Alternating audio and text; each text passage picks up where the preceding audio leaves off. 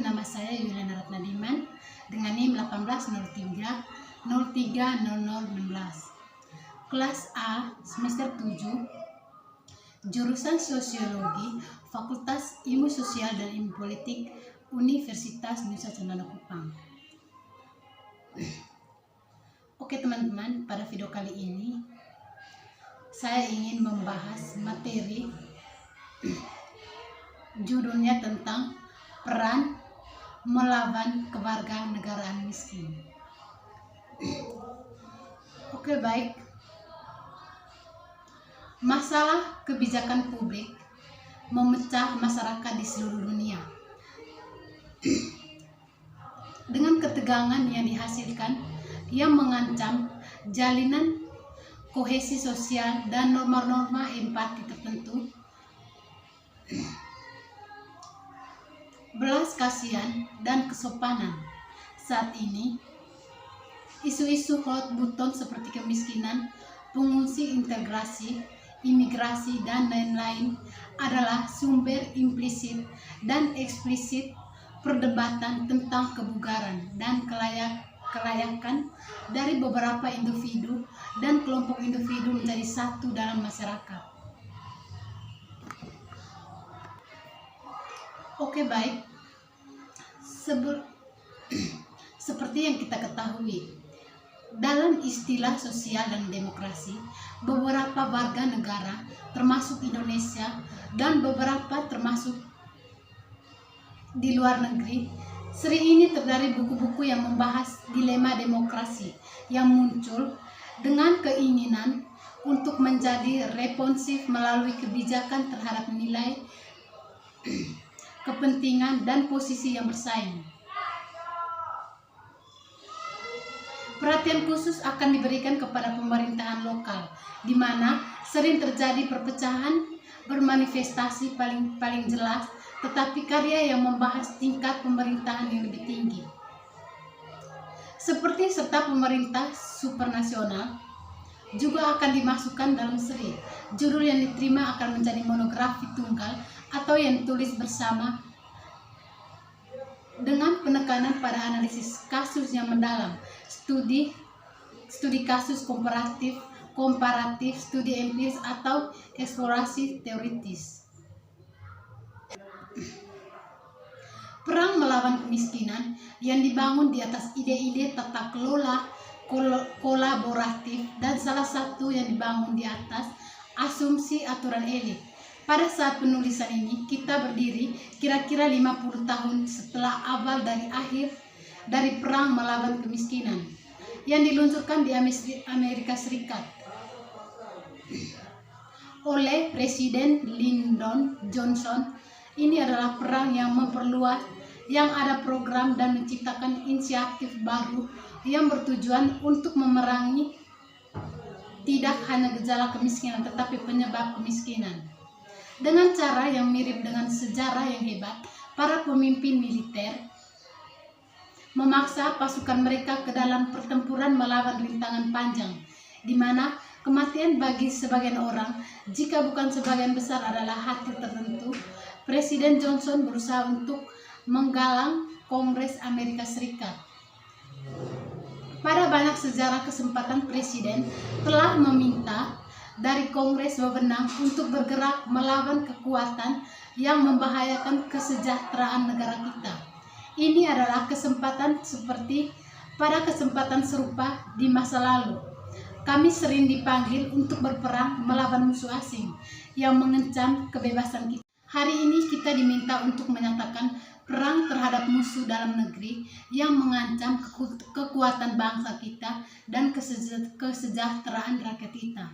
Jika kita sekarang bergerak maju melawan musuh, kita dapat membawa tantangan perdamaian yang sama dekat dan kekuatan yang telah membawa kita kemenangan dalam perang. Maka ini akan memenangkan tempat yang aman dan terhormat di sejarah bangsa dan rasa terima kasih abadi dari generasi Amerika.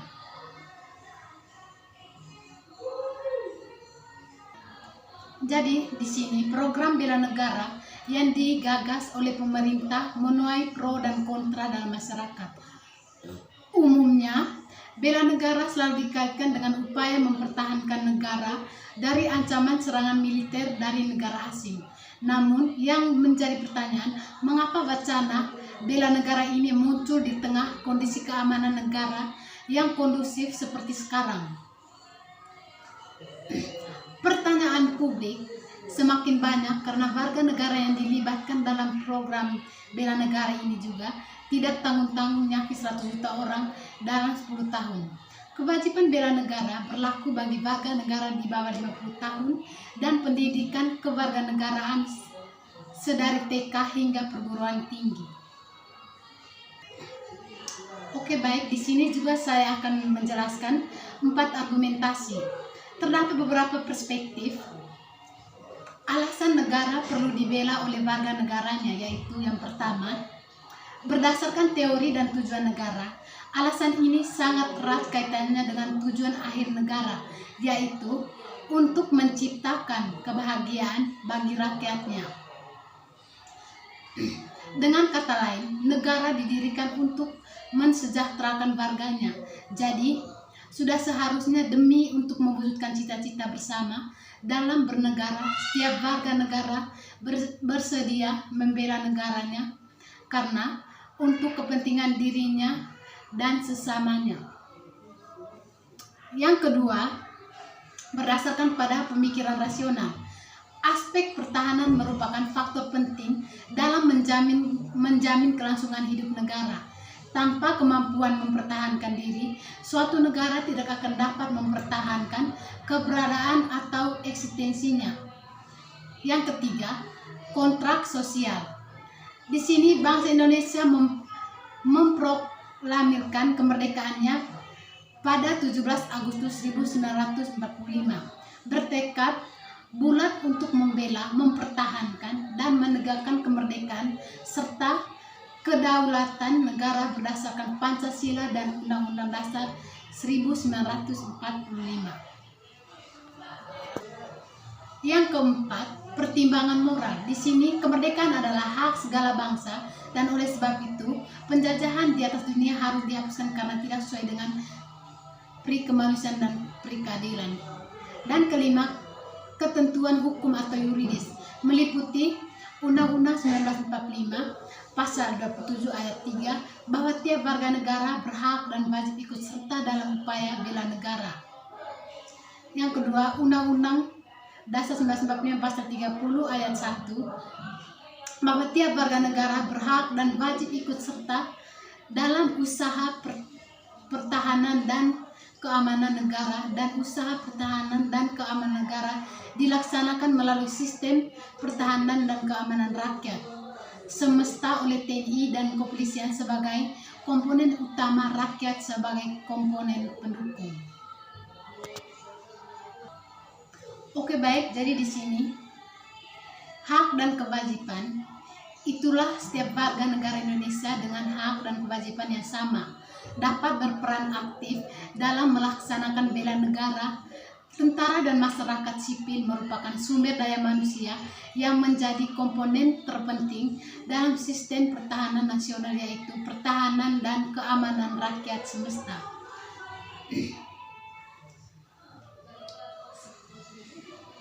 Selain itu, wacana bela negara ini harus tiap berpegang teguh pada prinsip-prinsip demokrasi, hak asasi manusia dan kesejahteraan umum.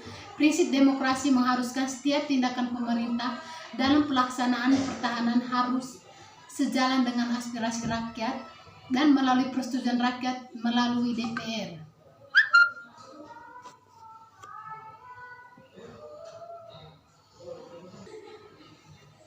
Jadi, di sini prinsip HAM mengharuskan bahwa kegiatan ini tidak melanggar HAM dengan alasan apapun. Prinsip kesejahteraan umum mengandung makna bahwa kegiatan ini tidak menjadikan rakyat semakin menderita. Oleh karena itu, kalaupun harus dijalankan program bela negara, perlu dibarengi dengan program pembangunan untuk meningkatkan kesejahteraan masyarakat. Jadi, kewarganegaraan yang aktif dan etis diperlukan dalam pengembangan interpersonal empati, kepercayaan sosial umum, dan rasa memiliki. Pengentasan kemiskinan atau kondisi yang menyebabkan atau konsekuensi dari hidup dalam kemiskinan lebih mungkin dengan warga yang berempati, percaya, dan berorientasi komunitas. Menghadiri kebutuhan demokrasi substansif, suatu masyarakat membutuhkan perhatian penting dengan cara-cara demokratis, prosedural masyarakat, dan sebaliknya harus diserentak. Untuk memenangkan perang melawan kemiskinan, membutuhkan strategi dan perang agresif terhadap warga negara yang miskin. Namun, ada ketegangan antara pemerintah dan warga negara, dan itu adalah ketegangan yang tidak dapat dengan mudah disingkirkan. Ini mungkin benar terutama di hubungan kemiskinan ketika kemiskinan dipertimbangkan dalam 3 dimensi: subsistensi, status, dan agensi. Kemiskinan subsisten terjadi ketika seseorang memiliki materi yang tidak memadai sumber daya termasuk makanan, uang, perumahan, dan lain-lainnya. Kemiskinan status terjadi ketika seseorang individu dianggap kurang dihargai dibandingkan dengan teman sebayanya.